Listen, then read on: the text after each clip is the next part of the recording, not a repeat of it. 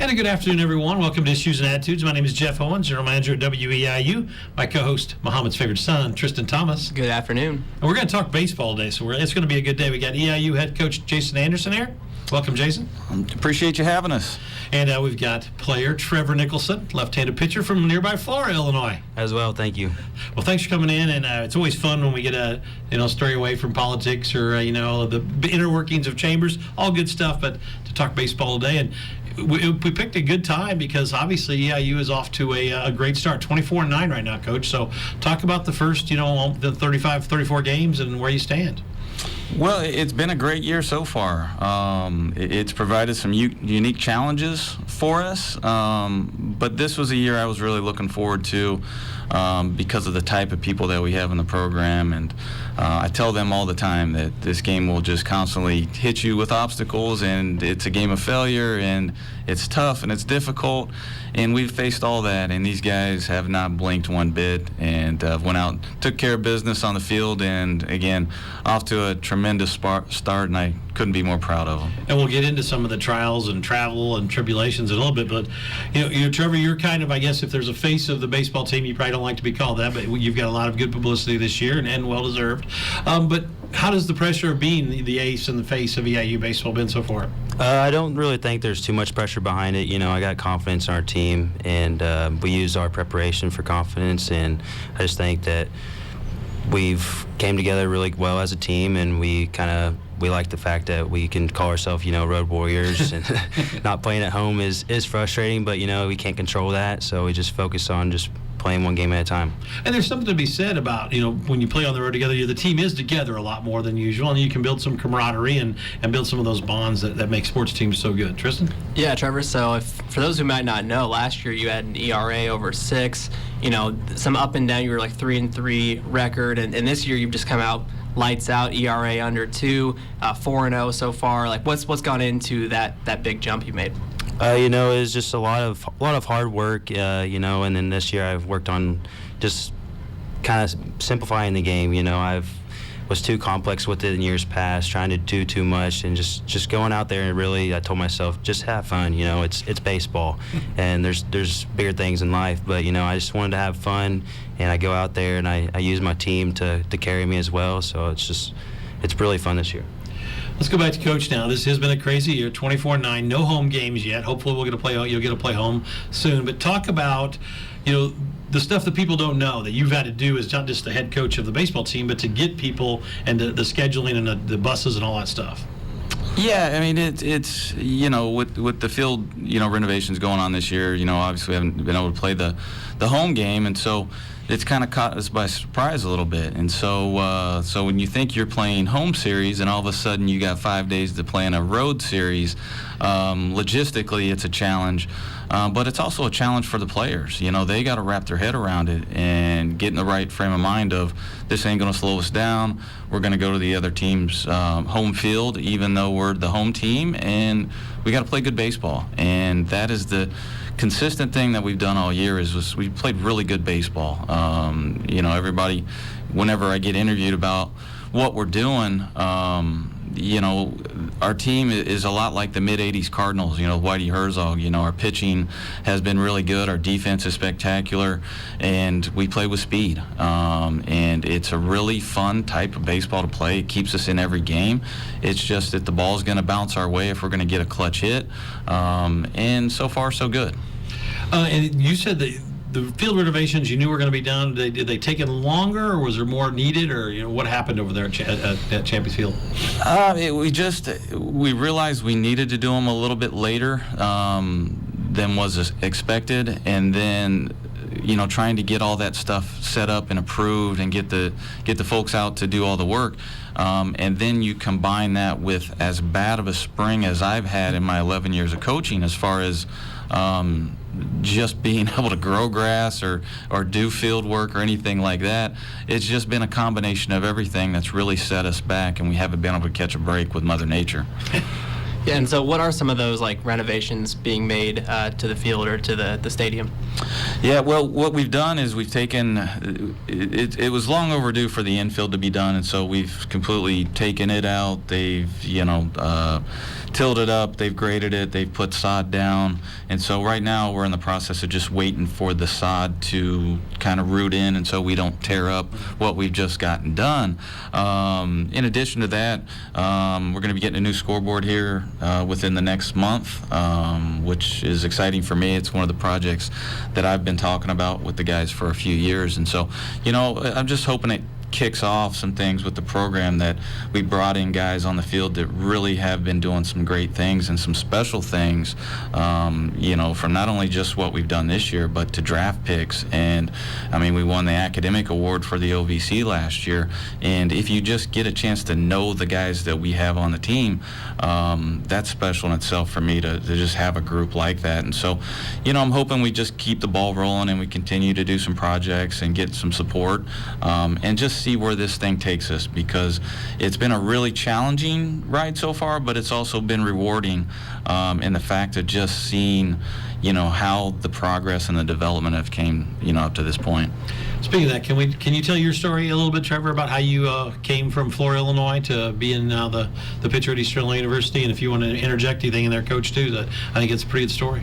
Yeah, so I graduated from Florida, then I really didn't know I was going to go into baseball, honestly, until I went to a junior college camp, and then they offered me on the spot. I was like, okay, like maybe I'm good enough to move on. And so then I ended up committing to Ren Lake College, played 2 years there, lucky enough to sign here, Eastern Illinois, and then just kind of rolled with it and just put in the work. You know, it's a lot of work behind the scenes. You know, you can't, the way I look at it is you can't do the minimum, because everybody else, the teams you're playing, they're doing the minimum or more. So it's a lot of hard work in the winter and the fall, and I think the biggest transition is definitely working in the winter on your own, because that's where you're either going to jump ahead or you're going to fall behind. Coach, what would you add when you hear your players say that? Yeah, I mean, his story is exactly what, you know, most of the success stories we have is a guy that just works and believes in himself. I mean, when we saw him at Ren Lake, we had a left-handed pitcher that was getting up to 92, and of course, it's like, well, yeah, you know, as a pitching guy, like, yeah, bring that on, you know. But, you know, when you actually get a chance to do a visit and you get to interact with the recruits and see really, you know, what their makeup is, and Trevor's makeup is off the charts. And so, you know, as excited you are about getting a guy that has that type of arm, when you start thinking about the things that you can do with him as far as a coach and what that development might lead to, that's the secret sauce. I mean, that's where, you know, guys go to, you know, be a national, you know, player of the weeks and things like that. And he's put that sweat equity in there. He gets in the weight room. He's coachable. He listens to us. He's not afraid to try things. He's not afraid of some failure. And it's really paid off for him. And so as a coach, to sit back and say, boy, that's nice that worked out. Pretty cool thing. So 4 years ago, when you're getting ready to go to this you know, the junior college camp, did you think 4 years from now, you know, pro prospect? I mean, did it even cross your mind?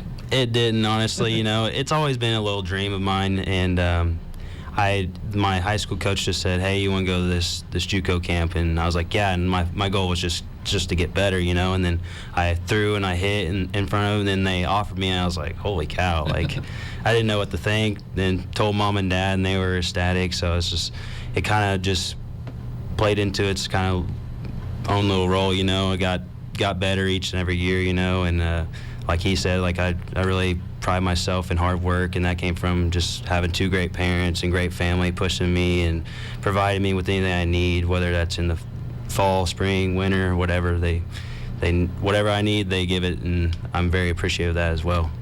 Trevor, your coach mentioned it just a little bit there. You took home National Player of the Week honors a couple weeks ago. You had 14 strikeouts in a game against Butler. Last time we talked, you said that was a pretty surprising award to get. Yeah, I mean, I had in the back of my head, I was like, you know, maybe I would have gotten OVC Player of the Week, you know, because I thought it was really well game. It was my best game ever, and then I saw the National Player of the Week type thing, and I was like, holy cow, you know, it's awesome to get. But my team also deserves it. You know, we're 24-9 on the road, you know, and I think we definitely deserve recognition, and especially when those preseason polls come out and we see that they put us lower in the roll, you know. I just think that kind of we use that as some fuel, and I just think that our team definitely deserves a spotlight as well. It's a busy week for you. You have 5 games this week scheduled. So talk about this week, Coach, and what we can expect from EIU baseball. Well, the Wednesday game is out already. Okay. Yeah, there's a lot of issues with buses around there. Other teams struggle to find a bus, and so we're going to play McKendree on Tuesday down in Rantoul, which has been our kind of de facto home this year. So we'll be playing that game, and then we were supposed to play Murray State at home this weekend, but that's been switched over to Illinois Wesleyan in Bloomington, and so they just put down a turf infield and were gracious enough to host us for the weekend, and so we're going to head over there and play some good baseball and eat some Avantis and enjoy the weekend. There you go. Nothing wrong with that. What's different about this team this year? You're 24-9 as last year, not quite as good a record. So what do you think different? Is it did it gel, or do you have the right players in the right position, or did people do the work over the winter, like Trevor was saying? I think just things have kind of went our way a little bit more this year. I mean, last year we played great, but we were hit pretty hard with COVID at just crazy times. We had injuries. The OVC only took 4 teams into the tournament. We had restrictions on practice all year. We could hardly really do anything throughout the fall. It was almost like, these guys were on their own, and we showed up and played a season. And so, the last 3 years, I've really thought we've had really, really exceptional teams. I mean, we've had 5th-round picks and 1st-round picks and things like that, but just things didn't go our way, which is part of baseball. This year, the way we've been set up and with the depth of our pitching, we've really been able to just match some other people, and this team is mentally tough. I mean, they have faced about everything I can possibly think of. I mean, you're talking about 40-something road games, COVID restrictions in the fall. Outside of myself, the entire coaching staff has been flipped over. The weather has been terrible for us. And again, these guys are not making excuses. I'm not making excuses. If I can put these guys out on a baseball field with another team, I don't care where it is, and I don't care who we're playing, I feel like we're going to have a chance to compete, and then who knows what happens. When you hear your coach say something like that, you ready to go play right now? Oh, yeah. I mean, yeah. Tristan was ready. Rob's ready. Yeah. So that's cool. Tristan? Yeah, Coach. So Trevor kind of talked about what's made the difference for him as far as making a big jump in his production. Is that common where a player finds one thing in their mindset or in their game that just kind of makes the difference and can lead to big results? Yes, that's what you're going for as a coach. I mean, with recruiting, I'm trying to look for the guys that fit our system. I'm trying to look for personalities. I'm trying to look for good people, things that I think that I can develop, and guys that will utilize what EIU has to offer, because I do think we have a great setup to develop here. Everything is really convenient. It's all in one spot. But I got to find guys to get in there and work. But it's all about that light bulb going off. And when you see the light bulb go off, whether it's Will Klein or Trey Sweeney or Trevor or, any number of guys, I always refer to it as the game slowing down for them. That's when they got it, and you can send them out on the field, and they kind of take care of business themselves, and Trevor's done it all year. Right now, you're leading the OVC, but Belmont, Southeast, and Austin P are I guess on your tail, for lack of a better way, or looking up, right? That's a better way to say it, looking up at you. So you think about the OVC and the rest of the season. I mean, is the goal to win the regular season and the tournament, or is the tournament more important because that leads to postseason? Talk about your goals and thoughts there. Well, the goal for me is one day at a time. I mean, injuries happen. We've already been hit with injuries with our starting lineup this year. Ryan Ignafo, who's been one of the best hitters in the country, has missed some time already. And so to me, it's one game at a time. And then wherever that takes us, I'm going to be happy with. As long as we go in there positive, confident, and play the type of baseball that I think we can play, whether we win or lose, I'm going to be happy with that. And, I'll give you an example. This weekend, we played down at Austin P on Saturday. We had the lead, I think, 2 or 3 times. They kept fighting back. We get into our 4th hour of a baseball game. It's 10 o'clock at night. It's the 11th inning. Lightning storm comes. Game pushed back to Sunday. So we're pretty much a do-or-die 1-inning game on Sunday to start off the day. And we come out, we score 2 runs, and get the win right away on Sunday. So it was pretty cool. Now, I'd be in trouble if I didn't ask about my Mattoon guys. I couldn't go back to Mattoon with asking about how Jackson Nichols and Hayden Birdsong are doing. I mean, so Talk about those two guys for a minute if you can, and if you want to jump in, you can too. I'll let Trevor start with There you this go, and Trevor. go ahead and fire away on those guys. Well, first off, I've been roommates with Hayden for the last 2 years, so I've got to see him grow, and it's been a good time. And I've kind of tried to take him under my wing, and just help him along the way. And because I know that coming from junior college is a big transition to Division I baseball, and when he was a JUCO, like he didn't really get to play his full year there because of COVID. And but I love Hayden. He's a good friend of mine, always will be, and he's definitely goofy. I like that about him, but he knows it too. So, but he's definitely he's a power arm, and I think he's got a bright future ahead of him as well. And then Jackson, lucky enough to know him this year. I really like the kid. He goes out there, he's working, he's always trying to figure out better ways to get out. And sometimes it's just like, hey man, you're good, just trust yourself. And he comes out there and he performs. And like Coach touched on, we had one inning stint Sunday before the game 3, and Jackson came out and got the save and threw 5 pitches and won it for us, So Sweet, efficient work there. And then Hayden also got the win for that game too. So he had some very valuable innings, and both those guys are very valuable out of the bullpen. Anything on that, Coach? Well, I'm an area guy myself, being from Danville, and so to see these guys, buying into what we're doing at Eastern Illinois and staying close to home, and to see the development. Trevor's a local guy as well, but it's just it's really cool to see. And for those that don't know about Jackson and Trevor and Hayden, they got a couple more years, so stay tuned. Hayden is really developing. He's got a fastball up to 95 right now. Jackson barely gave up a run throughout the entire year leading into the season, and so I was really excited to get those guys, especially since I'd been following them since they were 12 years old. Just really excited about what they're going to be able to do in the future, and just being local. And we've got guys from all over the world. We got Canadians, Australians, but you also want some buy-in from the local guys. You got that catcher from your hometown, Danville, too. He's good, right? Yeah. Used to beat us every game we played him. Yeah, and so that's my goal is to I want I'll look under every rock, and we'll go anywhere to try to get the right type of players. But when you can find them in your backyard, it's you really want to invest in those guys, and to see it pay off is cool. I'm gonna go back to something Trevor said real quick, because I was at the game, your guys' game at SIUE, the first game of that series, and I noticed Hayden Birdsong, the guys call him Birdie. So Trevor taking Birdie under his wing. See what he did there? yeah, Like that, correct. like that. Very good. Interesting. Yeah. Anyway, also you guys you went 2-3 over the weekend over Austin Peay. What's it mean to be able to stack up these conference wins early in the season like that? Oh, it's huge. I think it in a way it takes some pressure off. I haven't been in this situation at Eastern Illinois, but I think us being 7-2 right now is the best start since the 2009 team, which was a really good team. They went on to win the LVC and about every game they've played. But and I think overall, I haven't checked it recently, but through the first 20 games, I think we had the second best start in the history of the program and the best in the D1 era. From where we started, we've came a long way, and so to be sitting here and enjoying it, it's huge. It's huge to show these guys that, hey, we can go out and compete with these teams, and it doesn't matter really who they are. Last year we went to Kansas State and beat them 2 out of 3 on their own field. It's so rewarding to overcome these things and to challenge these good teams and come out on top.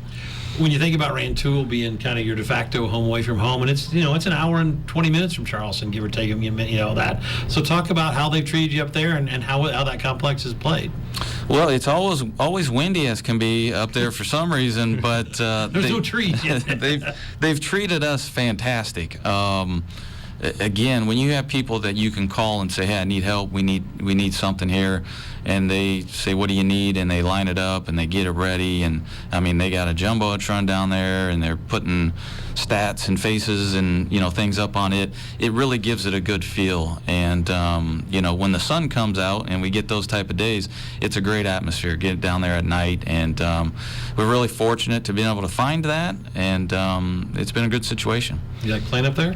I have not played up there. Oh, you haven't- yeah. Okay. So I haven't been traveling those days, but all the other guys, they say it's really nice facilities, and we're definitely appreciative Yeah, of it's it. only in its third year, fourth year, so it's relatively still, brand new. I want to go back to recruiting just for a minute, Jason. Talk about when you talked a little bit about recruiting, but when you go out and you recruit local kids or kids from, like you said, Australia, wherever. What are the things that is there 2 or 3 things that you just look for that are must-haves? I think the personality is a big thing, and just finding good people you want to work with, because this is a 4, sometimes 5-year commitment. And so you just want good people around you that you're going to be able to trust. That's the biggest thing. Other than that, I'm looking for a plus tool. Somebody with a good fastball, a good breaking ball, some speed, some power, something that I feel like is a starting point that we can develop to get them on the field to have success.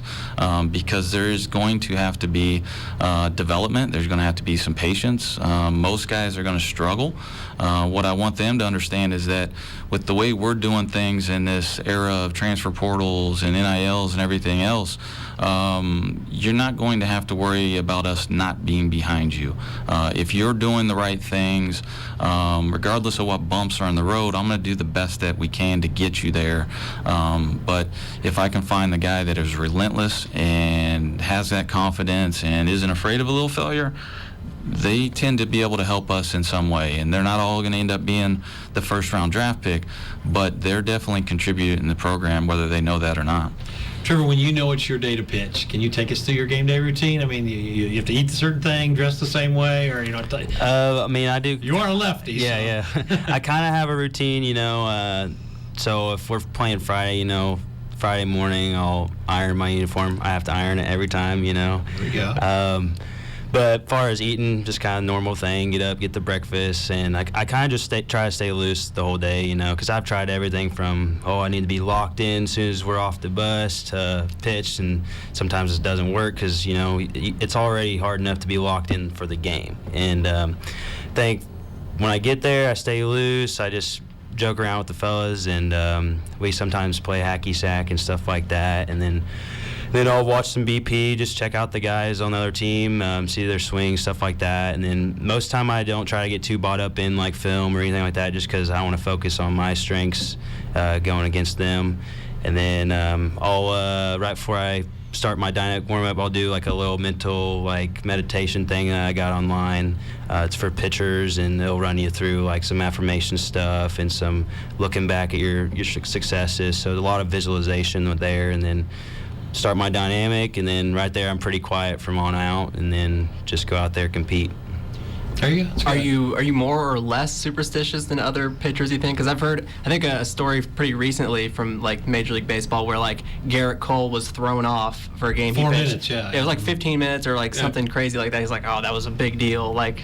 How do you follow along that kind of that area? I wouldn't say I'm that superstitious for that reason, but I like to be on time.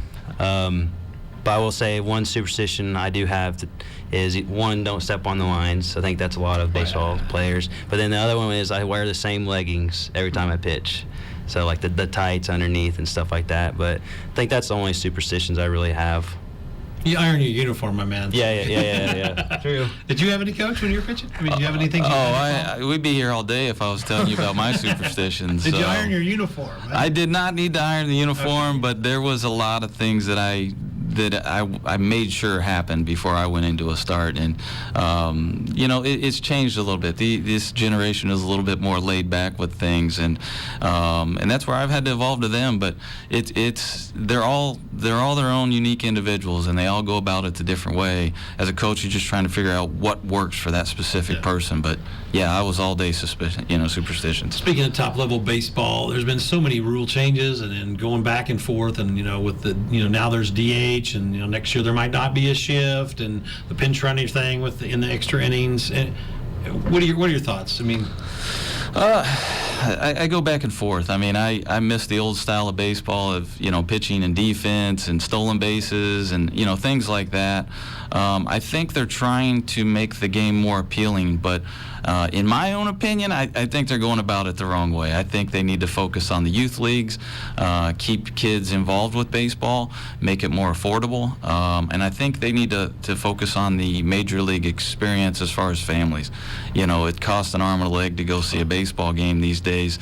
I think if they could focus a little bit more on that, then the shifts and the home runs and the the makeup of the balls and the height of the mound and the Pitch size of the thing on the base. wrist. Yeah, baseball's baseball. If you're into it and you grow up with it, it's really hard to get it out of your system. And so I personally think they're going about it the wrong way. Good answer. Anybody, you got an opinion, Trevor? I would agree. I think that, like, especially for kids, I know I don't know everything about the money behind the scenes with all that, but I just think it should be free to get in for, like, kids under 10, or something like that, just because that gets, like he said, the families involved more and the kids involved more and gets them in a good environment.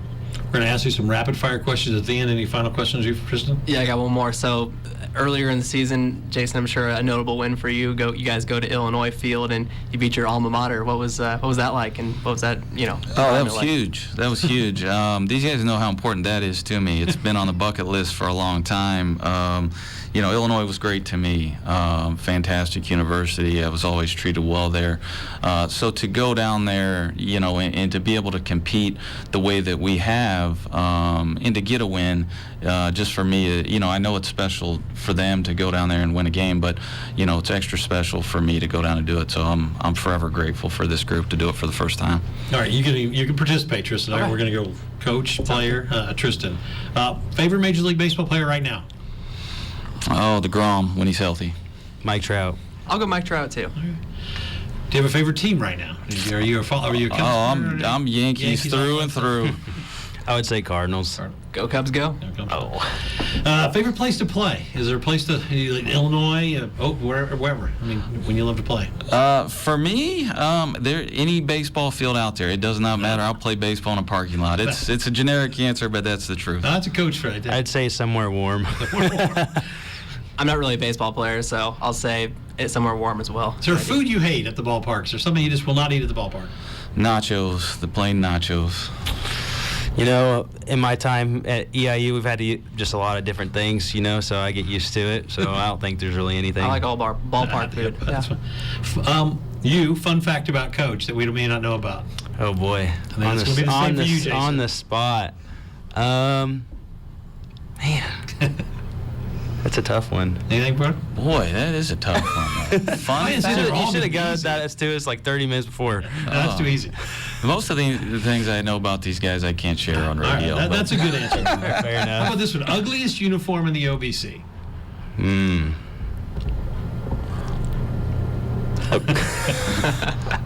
Nobody wants to answer this one, right? I'll go ahead and say Tennessee Tech's purple. I'm not a fan of the purple. Purple and yellow. I'll go with that, yeah. All right, easier one. We got 10 seconds left, real quick. NBA champion this year will be? NBA. My boys said Phoenix Suns, so I got to back them up on that. Don't watch. Bucks are going to repeat. Bucks are going to. Thanks, you two, for being in. So much fun talking baseball. Best of luck the rest of the way out. Appreciate it. Thanks for having us. Everybody have a great day.